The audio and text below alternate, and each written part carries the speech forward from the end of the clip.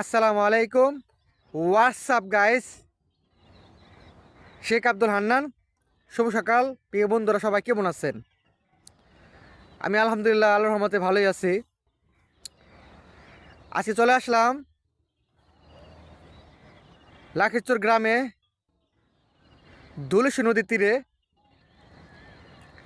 দেখতে পাচ্ছেন সূর্য আস্তে আস্তে ফুটে উঠতেছে, চারিপাশে আলো ছড়াইতেছে। দেখতে পাচ্ছেন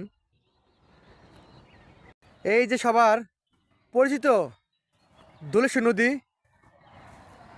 এই ধুলিশি নদী দেখার জন্য অনেক দূর দূরান্ত থেকে মানুষ ছুটে আসে, এখানে এসে এই নদীতে গোসল করে। বর্ষাকালে নদীর পানি অনেক ভরপুর থাকে। এখন বর্তমানে শীতকাল, তাই নদীর পানি অনেক নিচে নেমে গেছে। দেখতে পাচ্ছেন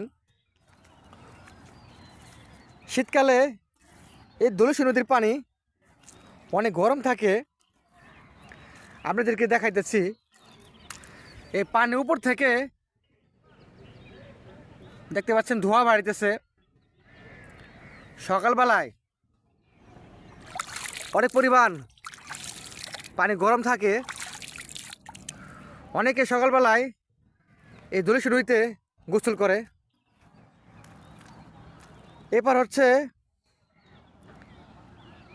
কেরানীগঞ্জ থানা, ওই পারে মুন্সিগঞ্জ জেলা, আর পশ্চিমে ছিল নবাবগঞ্জ থানা।